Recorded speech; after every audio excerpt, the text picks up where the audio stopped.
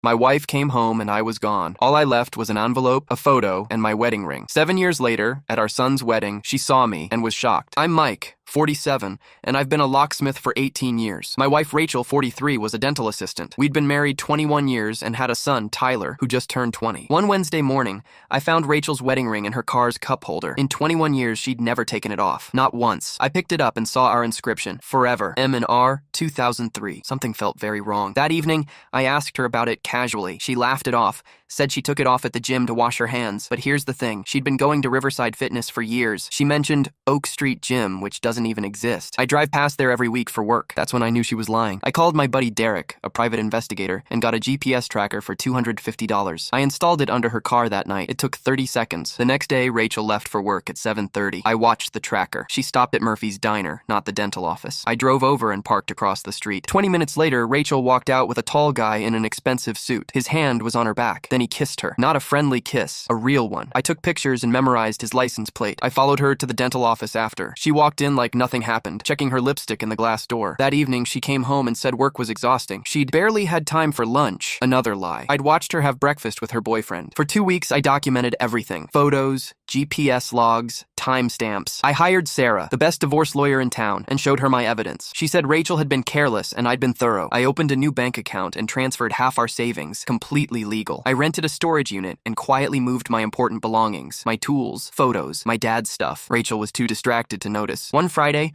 I followed Rachel to the Marriott downtown. She met the same guy in the lobby and they took the elevator up together. At 7:15, she texted me, still at work, emergency patient, don't wait up. I had everything I needed. On Monday morning, Rachel left for work humming and texting on her phone. 30 minutes later, I placed a manila envelope on her pillow with the divorce papers inside. On top, I put a photo of her kissing her boyfriend outside the Marriott. Next to it, I placed my wedding ring. I left a note on hotel stationery. When you come home, I'll be gone. Don't look for me. I loaded my truck, drove to my new apartment, and destroyed my phone's SIM card. No way for her to reach me. No explanations, no second chances. For the next 7 years, I built a new life. The divorce went through without me ever seeing Rachel again. I kept the house and business. She got her car and half of what was left. I met someone new, Linda, who owns a bookstore. We got married 5 years ago. We're happy, really happy. Last spring, Tyler got engaged. He asked if it was okay to invite his mom to the wedding. I said yes, it was his day. At the reception, the photographer took a picture of me, Linda, and Tyler together. We were all smiling. Tyler made it his profile photo. Later, Tyler told me Rachel saw that photo and called him crying. She'd expected the wedding to be a chance to reconcile. Instead, she watched me celebrate with my new wife while she sat alone with some random date. She said seeing you with Linda made her realize what she'd thrown away, Tyler said. But Dad, you look happier than I've ever seen you. He was right. 7 years ago, when Rachel came home, I was gone. All I left was an envelope, a photo, and my ring. At Tyler's wedding, she finally understood. I'd never looked back.